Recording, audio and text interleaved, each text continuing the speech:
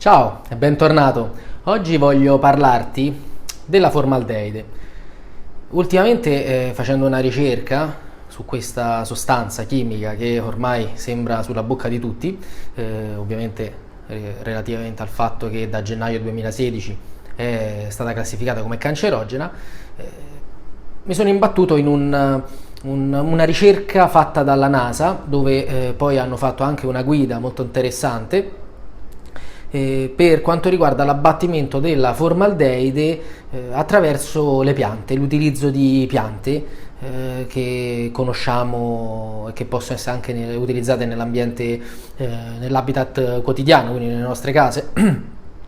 E questo è stato molto interessante per me, insomma, capire che ci sono delle soluzioni alternative ecologiche, molto ecologiche, che possono essere interessanti dal punto di vista dell'abbattimento della formaldeide. Dicevo, sicuramente all'interno delle abitazioni avere delle piante può essere un qualcosa di salutare che migliora quella che è la qualità dell'aria e non è da sottovalutare. Spesso e volentieri la formaldeide viene rilasciata anche da mobili, viene rilasciata da giocattoli. Attualmente il commercio è un pochino più regolamentato e quindi molti di questi prodotti con provenienza dubbia o con l'utilizzo che insomma, per la parte di costruzione, l'utilizzo della formaldeide sono stati arginati o comunque piano piano regolamentati e quindi in teoria non dovrebbero più entrare nelle nostre case, ma chi ovviamente ha comprato nel tempo mobili e giocattoli provenienti anche dalla Cina di questo tipo, potrebbe trovare all'interno della propria casa abitazione il rilascio di questa sostanza cancerogena. Spesso e volentieri avviene soprattutto con il calore, con il caldo, evaporano quelli che sono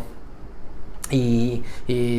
vapori proprio all'interno dell'ambiente, quindi ad esempio la notte o con l'inverno quando ci sono i termosifoni, insomma, quindi il consiglio è quello sicuramente di areggiare la propria abitazione, ma inserire anche delle piante non è male e questo sicuramente può essere interessante. Vi dico tutto questo perché lo studio che è stato fatto ovviamente ha anche degli scopi rivolti verso la parte dei laboratori e ho un cliente in particolare che sta testando, sta provando, è il primo che io conosca, ad inserire proprio delle piante specifiche che vadano a assorbire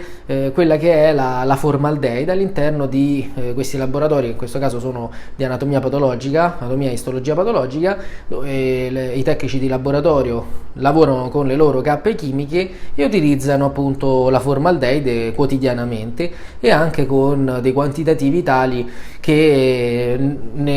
ovviamente possono scaturire situazioni di pericolo sia per l'operatore stesso che lavora e manipola con la sua cappa chimica, ma anche poi per tutti quanti, per anche le persone che sono all'interno del laboratorio stesso o laboratori adiacenti. Quindi questo è un qualcosa che magari poi più avanti cercherò di approfondire o farò un video ulteriore quando avrò qualche casistica, qualche dato in più riguardo a questo, se c'è stato veramente un abbattimento e se riesco a reperire qualche dato da questo mio cliente che sta facendo questa prova e quindi avrò modo di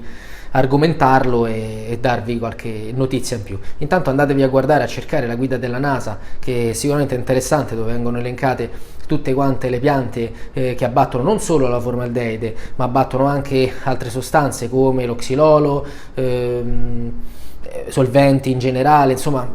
ci sono parecchie piante, quindi anche piante che conosciamo benissimo, quindi può essere molto interessante. Ti ringrazio, ti saluto, commenta i miei video e iscriviti al canale YouTube, che sicuramente è interessante rimanere aggiornati e ricevere una comunicazione dei nuovi video. Ciao!